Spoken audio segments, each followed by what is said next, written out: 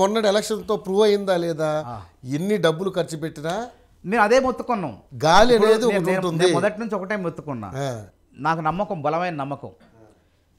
ఇప్పుడు ఒకానొక టైంలో గాల్లో ఎన్టీఆర్ హయాంలో కొంతమంది యువ నాయకులు తయారయ్యారు గాల్లోనే.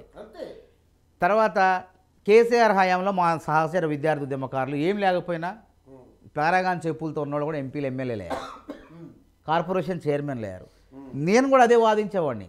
రేవంత్ రెడ్డి హయాంలో కూడా మాలాంటి వాళ్ళకి అవకాశం వస్తే మేము కూడా అవుతాం, మాకు డబ్బులు అవసరం లేదన్నాం. నిజంగా వాస్తవంగా అవసరం లేదు. నేను ఏ ప్రోగ్రాం చేసినా 1000-2000 మంది ఒక్క రూపాయి లేకుండా వచ్చేది. నా పేరు బలం మీద నేను చేసిన అక్కడ కూడా పోరాటాలు చేసిన. పిలవంగలే మన కోసం కొట్లాడతారు, వేరే డబ్బు ఉన్నాడు అనుకో పిండుతారు, వసూలు చేస్తారు. కానీ నా దగ్గర అట్లా ఎవ్వరు కూడా పాపం మానవతరాయి మన కోసం మామూలు వ్యక్తి, సహసిద్ధమైన వ్యక్తి ఇబ్బంది పెట్టదు. పిలవంగలనే కాలనీ చుట్టుపక్కల కాలనీలన్నీ వచ్చేది, లేడీస్ కూడా వచ్చేది. అట్లా ఆ విధంగా కార్యకర్తలే నన్ను పక్కన పెట్టుకొని నా నుంచి ఏ ఇబ్బంది రాకుండా చూసుకున్నా. నా నుంచి ఏ విధంగా అంటే మానవతరాయి ఏమైనా ఇబ్బంది పడతారేమో ఆర్థికంగా అనే ఆర్థికపరమైన ఇబ్బందులు రాకుండా వాళ్ళే చూసుకున్నారు.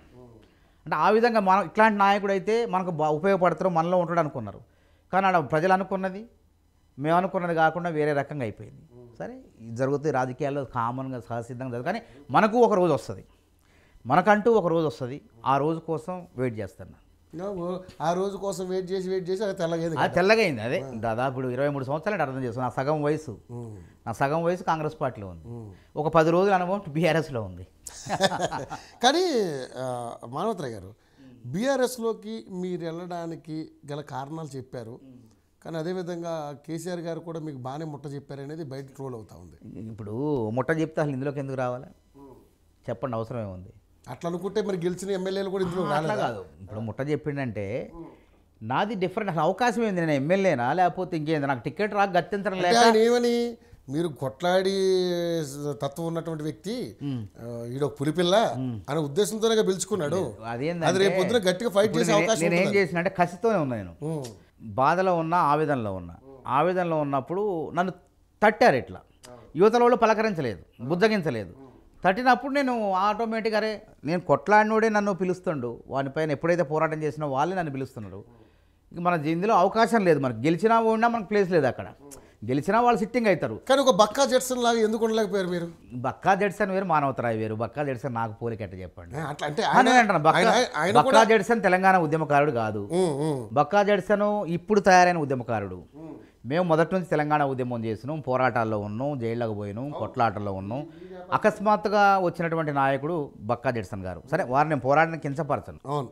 మేము అనేక ఈ తెలంగాణ ఉద్యమం అప్పుడు వారు తెలంగాణ ఉద్యమంలో కూడా ఇక్కడ లేరు, సీరియస్ పోరాటాలు చేయలేదు.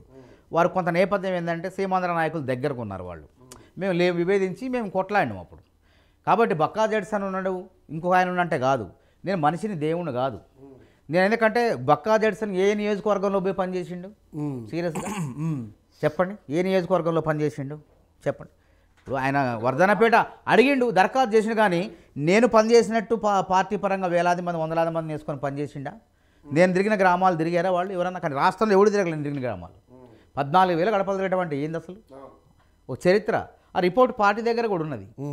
కాబట్టి సార్ ఆయనకి నాకు పోలిక పెట్టకండి. అయితే కేసీఆర్ గారు డబ్బులు ఇచ్చిందనే మాట ఒట్టి మాట.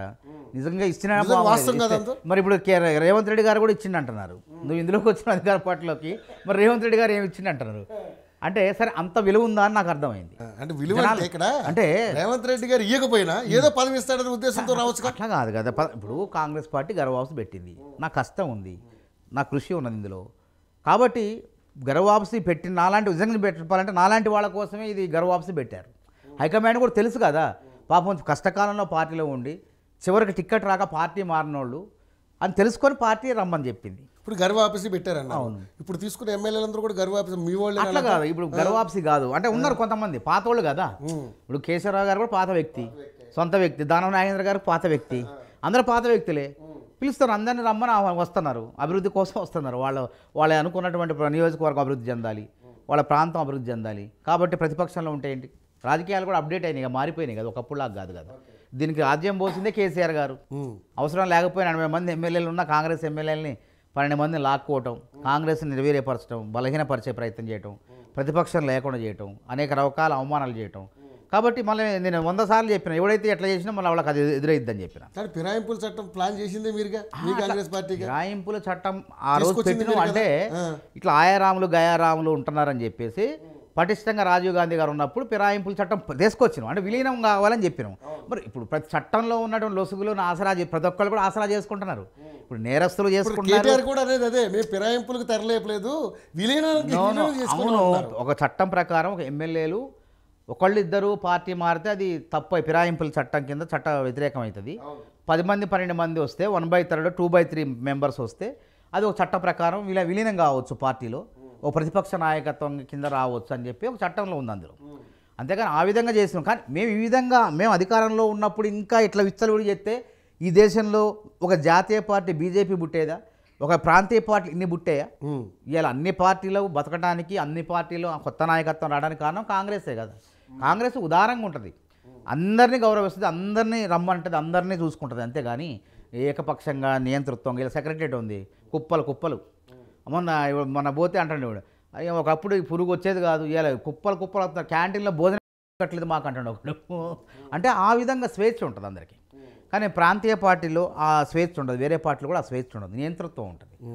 కాబట్టి ఇదే మేలు, ప్రజలకు ఇదే మేలు. మేమేదో కావాలని చేయట్లేదు, వాళ్ళు వస్తుంటే తీసుకుపోతున్నాం. మా గతంలో ఏం చేసిండో అదే చూపించినాం, వాళ్ళు నేర్పిన విద్యనే మేము మళ్ళీ నేర్చుకొని అదే అమలు చేస్తున్నాం. విలీనమే అంటున్నాం మేము, చట్ట ప్రకారమే, పార్టీ ఫిరాయింపుల చట్టానికి అనుగుణంగానే మేము తీసుకొస్తున్నాం అట్లా. సరే ఓకే, ఇప్పుడు మొత్తానికైతే గర్వాపసి వచ్చేసారు.